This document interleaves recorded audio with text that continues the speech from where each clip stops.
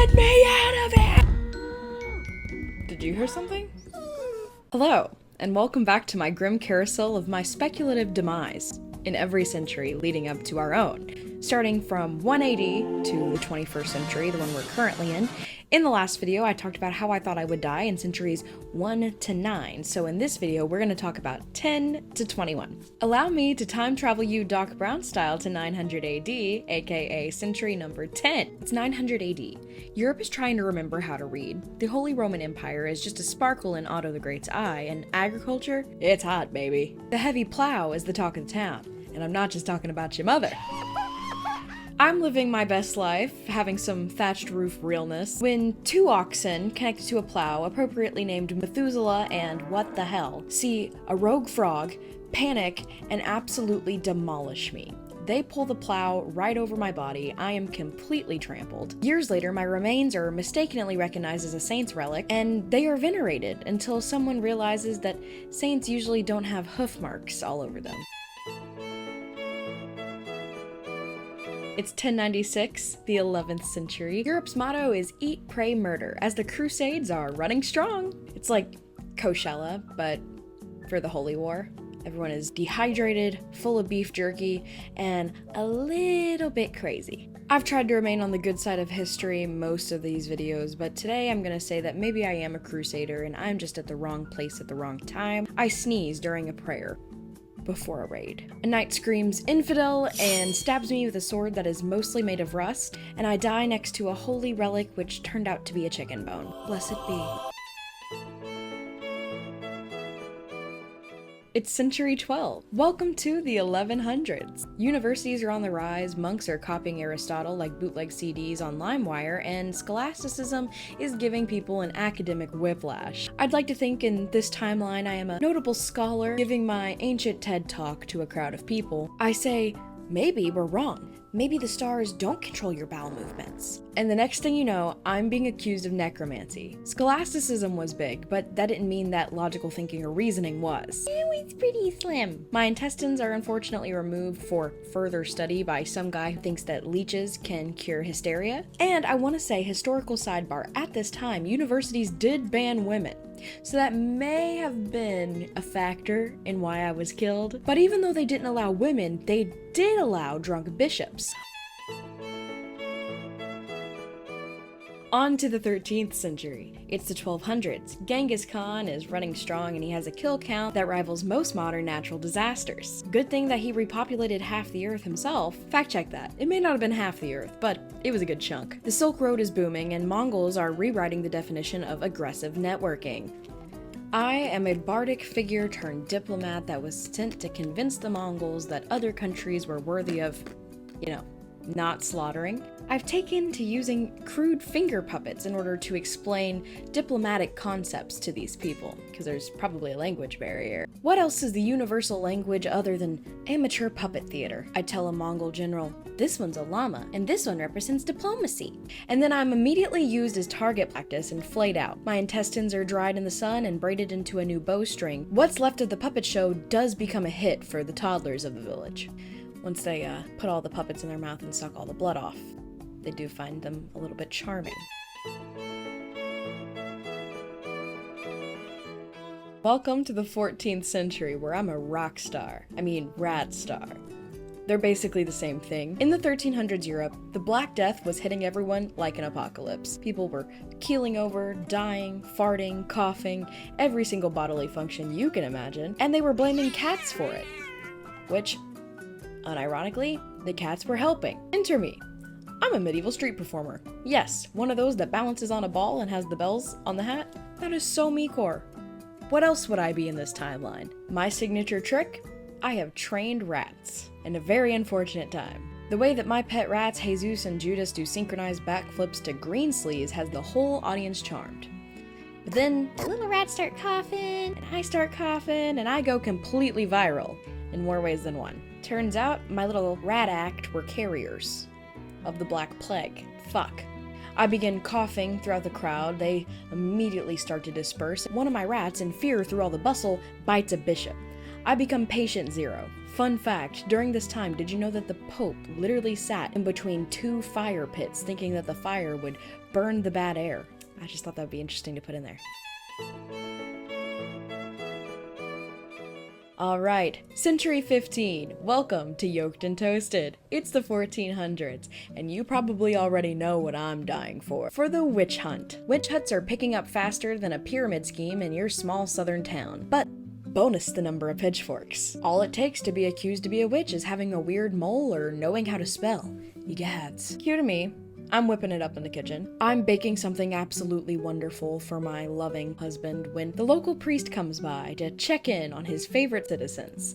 Sadly, the egg that I crack is a double yolker.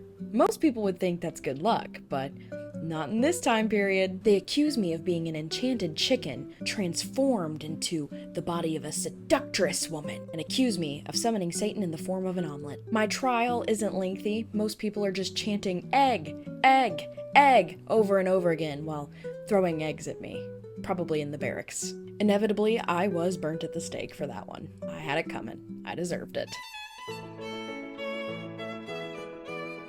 Welcome to the 16th century. We are in Italy. Ah, the 1500s. Art, science, unwashed geniuses. Da Vinci's painting anatomy. Da Vinci? And I'm looking.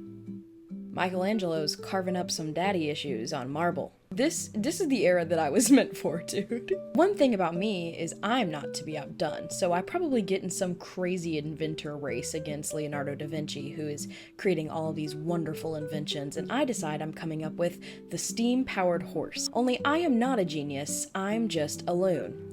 Just like in real life. My invention catches fire and I fly through the air during a parade, decapitating a clergyman, and I land in a merchant's fig cart. Da Vinci eventually paints a depiction of my death. He titles it, Fallen Angel Catches Fire. Poetic. The Pope also bans horse science for the next 400 years, whatever that means. Moving on to the 17th century.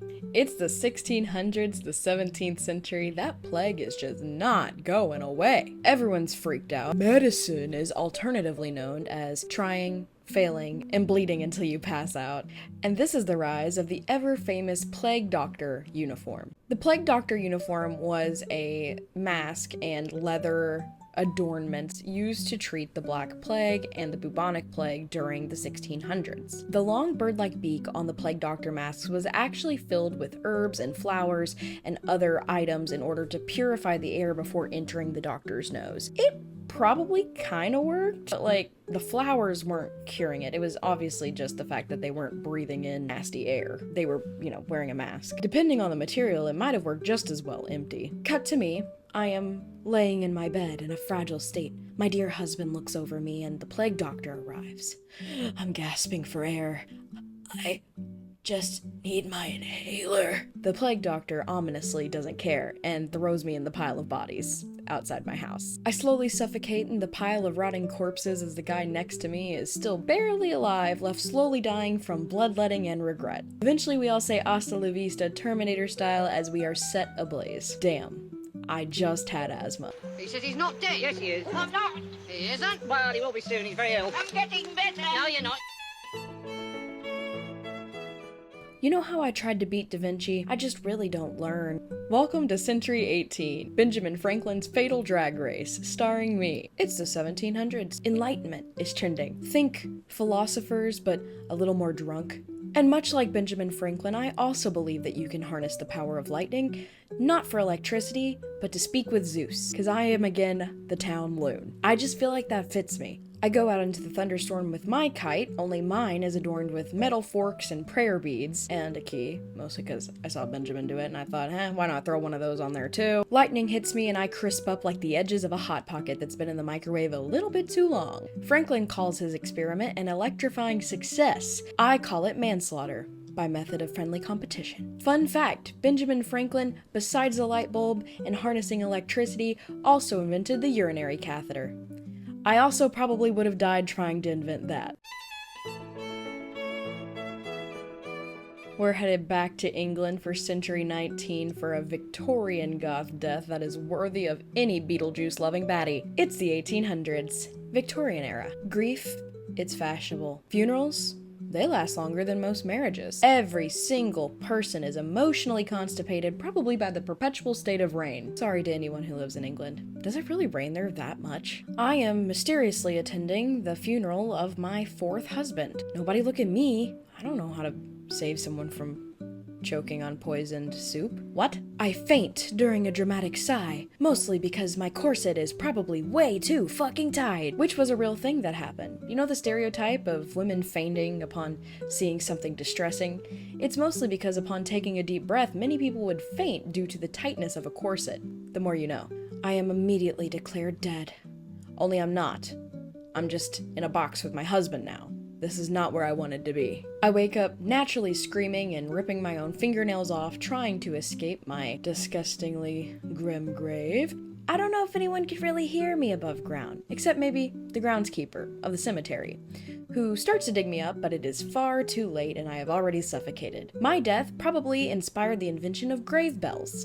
These were bells that were connected to the insides of coffins so that if anyone woke up, the bell would ring and they could dig them up. Would have been kind of nice if someone thought about that before putting me in the coffin. Back in the 1800s, people actually held what were called waiting mortuaries, which were areas where the deceased would lay with a mirror under your nose to see if the mirror would fog up to see if you were still breathing. Sometimes this wasn't accurate because as a person is dead, escaped air does come out of various holes, so it was kind of hard to tell who was dead and who was alive. Welcome to the 20th century, and this one I could have had a lot of fun with because there's so many different eras. This one's more broken up into decades, like, 10s, 20s, 30s, 40s, 50s, 60s, 70s. I could have done something crazy. I could have been a victim to the Manson family cult, or died in a moonshining accident related to the Prohibition. But I have ultimately decided to kick it to the 1920s, where I'm a radium girl. Industrial boom. Radium cures everything. Dude, that was like the Freudian slip of the fucking century. Women are paid to paint watches with radioactive goo in the 1920s. It's this brightly colored paint, but the problem is they don't know it's radiated. They don't know it's toxic. They don't know what that is. The radium girls were known to paint these watches because the fine hairs of the paintbrush would get in an order of a little tiny bit of disarray. They would take the edge of their tongue and wipe the paintbrush to make sure that all of the bristles were going straight so they could get more precise lines. This paint was toxic. Now, if I would have seen something that bright and flashy and exciting, I probably would have been rubbing it all over my face. I would have been using that stuff for contour, and then wondering why I could taste music. A couple years into this job and my bones light up like Christmas time. I'm going in for a cute little date and my bottom jaw completely unhinges and falls to the floor. Some people say I have that natural radium girl glow. I die fabulously luminescent. The companies responsible for making these watches did tell the radium girls that the paint was harmless and they could lick it. They sued, and unfortunately, even though I died before the court case, my teeth were later used in a kid's science fair project. How? I don't know.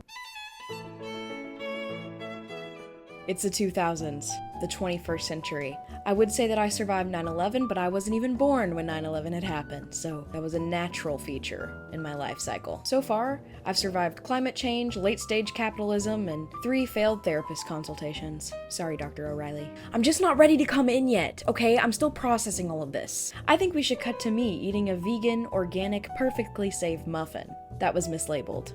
Now, one thing about me is I'm allergic to peanuts. That's a canon fact. This isn't something I've made up. My throat closes. I whisper, "Is that a peanut?" And I realize I've left my purse out in my car, and I don't know where the keys are. My throat is rapidly closing, and so is this video. So there it is. That is how I believe that I would die. Maybe not believe. I don't think I would actually have an allergic reaction and die in the 21st century. I've been way too careful with my allergy. But as for all the other centuries, that is my speculation on how I would die in every single century from the 10th century up into the 21st. I hope you enjoyed this video. My name is Melody, and if you did enjoy this video, what's stopping me from seeing you in the next one? Until next time.